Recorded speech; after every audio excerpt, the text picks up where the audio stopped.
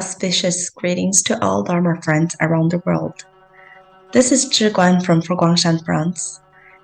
Thank you for tuning in to this episode of English Dharma Service. Today is the last day of lunar July, which is also the celebration of Ksitigarbha Bodhisattva's birthday.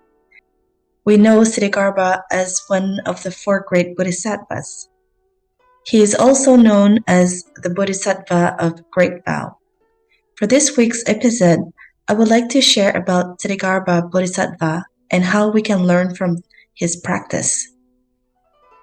Ksitigarbha Bodhisattva is one of the four great Bodhisattva of Mahayana Buddhism, which include Avalokitesvara Bodhisattva, Manjusri Bodhisattva, and Samantabhadra Bodhisattva. Each of the four Bodhisattva embodies a virtue. Avalokitesvara Bodhisattva embodies great compassion. Manjusri Bodhisattva embodies great wisdom. Ksitigarbha Bodhisattva embodies great vow. And Samantabhadra Bodhisattva embodies great practice. A Bodhisattva is someone who first realizes that life is suffering as well as impermanent. Because of this realization, they vow to practice the Dharma to attain enlightenment and be liberated from all sufferings. However, they do not stop at personal liberation. They look at the people and sentient beings around them and vow to liberate them as well. Hence, anyone who has given rise to the vow of liberating and benefiting both self and others can be called a bodhisattva. For Avalokitesvara Bodhisattva, she compassionately vows to liberate any suffering being who calls upon her name and bestows fearlessness upon them. Manjusri Bodhisattva is skillful in expounding the Dharma and resolves people's difficulties with his great wisdom. Samantabhadra Bodhisattva guides us the ways of Buddha's cultivation through his great practice. As for Ksitigarbha Bodhisattva, he places the enlightenment and liberation of all sentient beings before himself, which is why he is known as Bodhisattva of Great Vow. The four great Bodhisattvas are the examples we can follow as Buddhist practitioners. They are mentioned in many sutras, sometimes as part of the audience and sometimes to teach the Dharma. Through these records, we learn about the origin of their vow and the ways they help sentient beings. We can learn about Ksitigarbha Bodhisattva from the original vow of Ksitigarbha Sutra, often simply called the Ksitigarbha Sutra. We know that Sakyamuni Buddha's birth mother, Queen Maya, passed away 7 days after giving birth to the Buddha. She was reborn in Trayastrimsa heaven as a heavenly being. To repay the kindness of his mother, Sakyamuni Buddha once traveled to the Trayastrimsa heaven and taught the Dharma to Queen Maya for 3 months. The content of the Buddha's teaching is recorded in the Ksitigarbha Sutra. This is why Ksitigarbha Sutra is known as the Sutra of Filial Piety and widely chanted during lunar July. In the beginning of Ksitigarbha Sutra, Sakyamuni Buddha asked Manjusri Bodhisattva, "Look at all the Buddhas, Bodhisattvas, Devas, Nagas, ghosts, and spirits from this and other worlds, from this and other lands, those who come and assemble in the Trayastrimsa heaven now.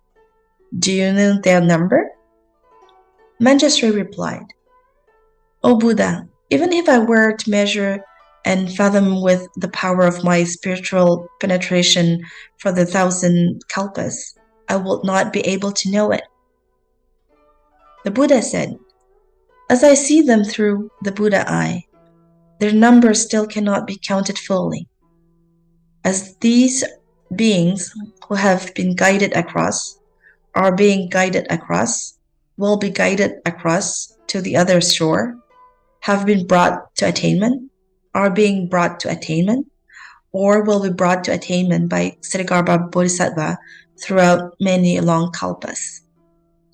From this introduction, we can see that Ksitigarbha Bodhisattva has already helped countless number of sentient beings and will continue to do so for future immeasurable time.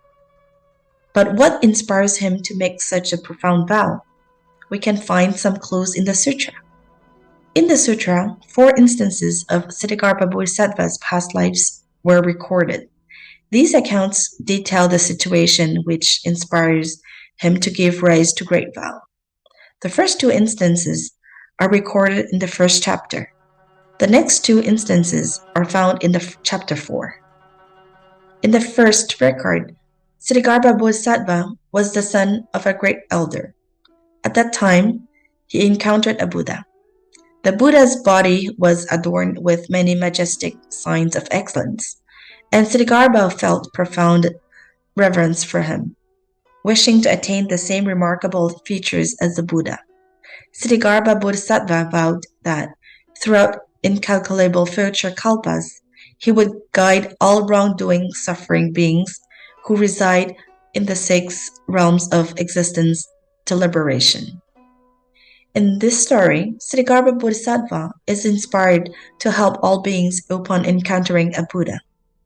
As recorded in the sutras, the Buddha was endowed with 32 marks of excellence and 80 notable characteristics. These marks are the karmic results of countless eons of effort on the path of spiritual perfection. For example, Buddhas have soft and gentle hands and feet. This is a result of taking care of their parents, teachers, and elders when they were ill. By looking at the causes that lead to a Buddha's majestic appearance, we can see the amount of effort that they have put in over lifetime after lifetime of cultivation. This can be an inspiration for us on how to cultivate like a Buddha. The second and third accounts are quite similar, and I will share the third account. If you would like to hear about the second story, you can tune into last week's episode, The Strength of Vow. These 2 stories are about a daughter saving her mother. An unimaginable long time ago, there arose in the world a Buddha named Pure Lotus Eyes Buddha.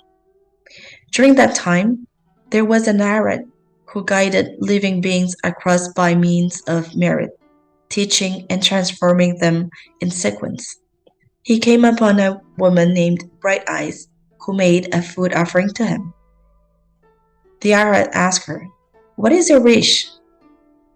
Bright Eyes replied, "In the days after my mother's death, I performed miraculous deeds for her rescue, but I do not know in what realm my mother has been reborn." Out of compassion for her, the Arhat entered in concentration and saw the Bright Eyes' mother had fallen into a lower realm and was undergoing extremely great suffering. The Arhat asked Bright Eyes, "What action did your mother do while she was alive? She is now undergoing extremely great suffering in a lower realm." Bright Eyes replied, "My mother had a habit of only liking to eat fish, turtles, and the like. Of the fish and turtles that she had eaten, she had most often consumed their eggs, fried, or boiled, and she would indulge in eating them. O Venerable One, please take pity. How can she be saved?" Out of compassion for them, the Arhat used a skillful means. He advised Bright Eyes, "You may with sincere resolve recollect Pure Lotus Eyes Tathagata. Also sculpt and paint his image." After hearing this, Bright Eyes immediately gave up everything she loved to have an image of that Buddha painted right away. She then made offering to his image, and furthermore, with a reverent mind and wept sorrowfully, gazed up at and prostrated to him. That night, in her dream, she suddenly saw the Buddha. He said to Bright Eyes, "Before long, your mother will be reborn in your household. She will speak as soon as she can feel hunger and cold." Shortly thereafter, A maid in her household bore a child who spoke within 3 days of birth. The infant, prostrating and weeping sorrowfully, told Bright Eyes, "In the cycle of birth and death, through karmic conditions, one undergoes the results of one's actions oneself. I am your mother. I have long dwelled in darkness. Since parting from you, again and again I agonized in the great hells. It was through the strength of your merit that I was finally able to be reborn as a person of the lower class, and my lifespan will be short. At the end of the 13 years, I am to fall into a lower realm. Do you have any way to help relieve me of these sufferings?" When Bright Eyes heard what was said, she knew without a doubt that this infant was her mother. Sobbing and crying sadly, she said to the maid's child, "You are my mother. You should know your own past wrongdoing. What actions did you do that caused you to fall into a lower realm?" The maid's child replied, "Killing and reviling. I was undergoing the written effect of these 2 actions. If it were not for the merit that you have cultivated to deliver me from difficulties, my karma would be such that I still could not have been released." Upon hearing this, Bright Eyes cried, "May my mother be forever released from the hells. At the end of 13 years, may she be finished with her heavy offenses and not go through the lower realms again. O Buddha of the 10 directions, kindly take pity upon me. Please hear the far-reaching vow that I am making for the sake of my mother. If she can forever leave the 3 lower realms, the low I mean, then, in front of the image of pure lotus eye Buddha, I vow from this day forth to immeasurable future, where there are hells, where there are the 3 lower realms, I will rescue all wrongdoing suffering beings, causing them to leave the lower realms of hells, animals, and hungry ghosts. Only when the beings who undergo the ripped effects of wrongdoing have all become Buddhas will I myself attain perfect awakening." After making this vow, she clearly heard Pure Lotus Eye Tathagata saying to her, "Bright Eyes, you have great kindness and compassion. It is excellent that you can make such a great vow for your mother. I see that after your mother passes on from the present written effect at 13 years of age, she will be reborn as a Brahmin with a lifespan of 100 years. After that written effect is over, she will be reborn in the land of no sorrow with a lifespan of incalculable kalpas. Later, she will attain Buddhahood, and far and wide she will guide humans and devas as numerous as the sand grains in the Ganges River to the other shore." Sakyamuni Buddha told the assembly, "The Arhat who guided Bright Eyes across by means of merit then is now Calamity Bodhisattva. Bright Eyes' mother is now Liberation Bodhisattva, and the woman Bright Eyes is now Ksitigarbha Bodhisattva." In the beginning, Bright Eyes only wanted to save her mother, but after hearing the description of the sufferings of hell, Bright Eyes expanded her vow to liberate all beings that are also suffering in the hell. Helping others is a universal virtue, but sometimes we find it easier to help people that are connected to us. For example, our family and friends. It takes a big heart to help people who are not connected to us, such as a stranger we meet on the street, and even bigger heart to help the people that we dislike. Furthermore, this account also continues with the theme of the law of cause and effect, as we have found in the first account. Bright Eyes' mother is reborn in the hell realm due to her unwholesome actions of killing animals to fulfill her desire of taste. Unwholesome actions will undoubtedly lead to unwholesome consequences. The sutra teaches us that we should act wisely so that we will not bring suffering upon ourselves in the future. The other account related to Ksitigarbha Bodhisattva's past lives is about a king who delayed his enlightenment for his people. An unimaginable long time ago, there was a Buddha named All-Wisdom Accomplished Buddha.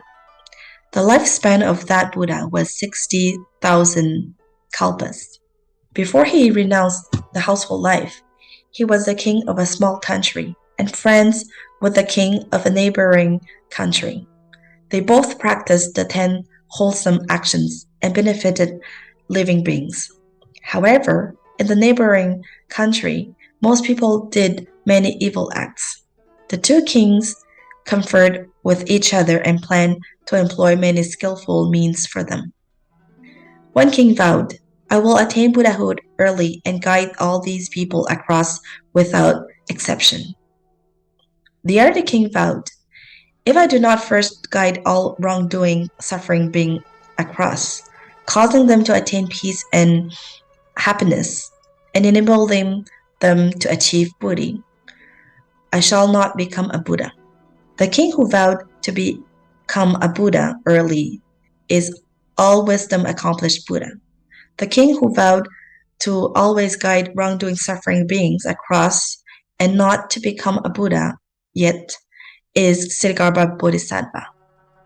From this record, we can also find similar themes as the previous stories. The two kings are virtuous and righteous in their actions. When they observe their people committing unwholesome deeds, they wish to help guide them to the better, instead of just punishing them or abandoning them. They are not only concerned about their own good, but also that of their people. When a ship is sinking, the good captain would ensure that everyone on board has safely evacuated from the ship before abandoning ship. Similarly, Ksitigarbha Bodhisattva would not seek shelter until he is sure that all beings have safely reached the shore of liberation. From these stories, we see the origin of Ksitigarbha Bodhisattva's great vow. If the hells are not emptied, then I vow not to become a Buddha. Only when sentient beings have all been liberated, I will attain awakening. Throughout many long kalpas past, Ksitigarbha Bodhisattva has been so kind and compassionate that he has made as many vows as there are grains of sand in Ganges River to guide living beings far and wide to the other shore. His boundless compassion, profound wisdom, and mighty perseverance are virtues that we can learn from. We can begin from ourselves, just like Ksitigarbha Bodhisattva. We can make small vows for self-improvements. Then, as we grow in compassion, wisdom, and strength, we can expand our vows to include the people around us. And slowly, to everyone in our society, nation, and even the world. There are many Ksitigarbha Bodhisattvas that we can see in daily life. For example, the volunteers in our neighborhood, the heroes who cleans the ocean and combat climate change. If we pay attention to the people around us, we might be touched by the Bodhisattvas around us. Perhaps we too can also vow to be a Bodhisattva and in turn extend a gentle, helping hand to a person in need. Thank you for listening to this episode of English Dharma Services. If you would like to read the Ksitigarbha Sutra translated by the Guang International Translation Center, the link is provided in the description box below. May you find strength in reading the sutra, joy and inspiration in the Dharma, and compassion and wisdom in your cultivation. Amin Tova.